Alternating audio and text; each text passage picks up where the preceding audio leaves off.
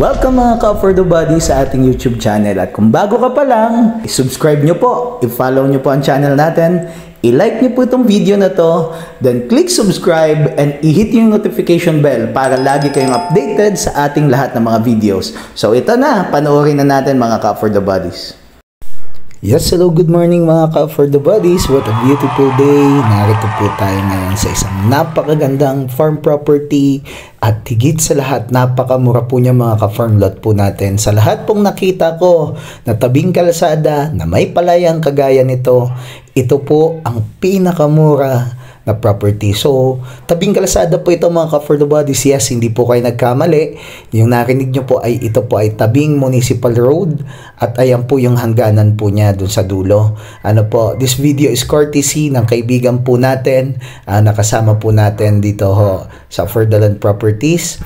At ayan po, binidyohan po natin yung property po dito sa bayan po ng Calawag, Quezon. Ito pong property po na ito ay 3 hektarya at tabing kalsada po siya. So may kasama po siyang palayan, yung nakita ho natin kanina. At dyan po naman sa kabilaan po siya, dyan naman po sa kabila ay mga tanim po ng mga puno ng niyog, mga kawayan, mga fruit bearing trees.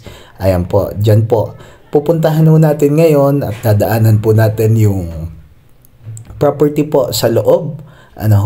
So, ito po pala mga ka-For The Bodies, when you drive from town, ito po ay nasa 15 minutes po to 20 minutes from town proper.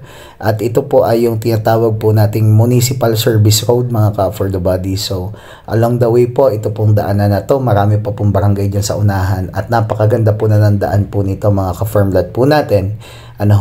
Una ho sa lahat, binabati po natin yung mga subscriber po natin na nandyan po sa ibang bansa, nandito po sa Pilipinas, yung mga followers po natin, yung mga taong nagmamahal at sumusuporta. So ito po yung pababa po doon sa dinadaanan po natin, papunta po doon sa mga new ganya po mga ka-For The Body. So approximately, ito po ay meron pong 300 puno ng niyog and at the same time, meron po siya mga fruit-bearing trees like yung saging and makikita ho ninyo. And ang maganda po dito mga ka-For The Bodies, dito po talaga sa lalawigan ng Quezon, ang pinakakabuhayan po ng mga tao po dito is yung pagdinyog. Kaya very vast po ang mga niyugan po dito. Pag may niyog, ibig sabihin abundant ang water source. So, ayan po yung farm po natin. Ito napakaganda maging residential farm lot. Bakit? Kasi po, tabi po siya ng kalsada. At ang maganda po, hindi po binabaha itong property. Even though, ayan, makikita nyo po, sa tabi po nito, mga ka-For The Bodies po natin, meron pong running water, may ilog po siya. Yung makikita nyo pong mga sako po diyan sa tabi po, yan po ay mga sako po ng buhangin dahil kinukuhaan po ito ng buhangin. So kung magpapagawa po kayo dito sa property nyo ng bahay, hindi na po kayo problema po sa batot buhangin kasi meron na po dito sa area. Ang isa pa po sa kagandahan po nito, ito pong river po natin na si strong water source. Ayan.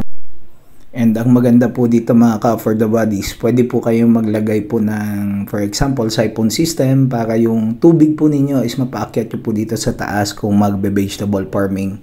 So ayan, malawak na malawak po yung farm po natin dito. And ang napakaganda po nito, 3 hektarya po ito mga ka-farm lot.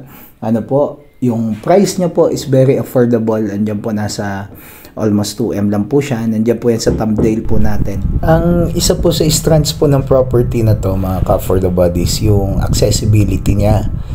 Kasi napaka-importante po sa isang farm lot na at least po kung may sasakyan po kayo, may papasok nyo po within the property. Tapos ang kagandahan po nito, pag papunta po kayo sa, naghanap po kayo ng mga beach resort mula po sa property ho natin, mga nasa 40 minutes po na beach resort na po kayo mapupuntahan. Kung papunta naman po kayo sa bayan, 15 minutes po to 20 minutes drive lang po, nasa bayan na pa kayo mga ka-For The Body. So, kaya very ideal po ito pong property ho natin na to. Then, sa puno ng niyog naman po, ayan, every 45 to 60 days pwede po kayo mag-ani po ng mga niyog. Mamimili lang po kayo kung ang gusto nyo pong gawin ay bubukuhin nyo po. Kung hindi naman po buko, pwede naman po yung tinatawag po natin na maglulukad po kayo. Ano ho, tapos ayan, may mga kawayan po. Yung kawayan naman po, ginagamit po natin yan para mag-create po ng mga bahay po, mga ka-for the bodies. Yung iba po gusto po gumawa ng kanyang mga kubo. Ayan, may mga kawayan tayo dyan sa property. So ito po, mix po ito ng mga batang nyug at saka yung mga matatandang nyug na. Yung mga matatandang nyug po nasa 20 years. Ito mga ganito po kalalaking nyug, mga nasa around 5 to 8 years po yan. At ang nyug naman po pag nagdating na po ng 5 to 8 years po, yan, namumuha na po yan. So dito po napakasipag magtanim ng may-ari. So ayan, akyat po ulit tayo dun sa kalsada. Very wide yung frontage po sa kalsada, mga 100 to 150 meters. Yan po yung boundary po natin. Yan po sa parting unahan po na yan, mga ka-for the bodies. So yan, akyatin po natin ngayon, paakyat po ng kalsada, mga ka-farmland po natin. So ang maganda po nito, pag akyat nyo po mula dun sa property, ito po na to, pwede po itong laparan para may pasok yung sasakyan, ano ho. So ayan po mismo, concrete road na po siya, mga ka-farmland po natin. Ayan, napakaganda po nung concrete ng kalsada po natin, concrete. May electric supply po dito, kaya walang problema po tayo sa kuryente. Ano, so marami nagtatanong kasi pag may farm lot, ano yung source ko ng kuryente, ano yung source ko ng tubig. So sa source ng tubig po, pwede pong kumuha sa ilog po. Kung halimbawa magpipigiri po kayo, maglalagay po kayo ng mga alagaing manok, so yung mga panghugas po natin sa mga hayop, pang painom po, pwede doon manggaling, or pwede din naman po sa bukal. Definitely dahil mayroon po tayong kuryente, so pwede po tayo magpakabit po ng water pump.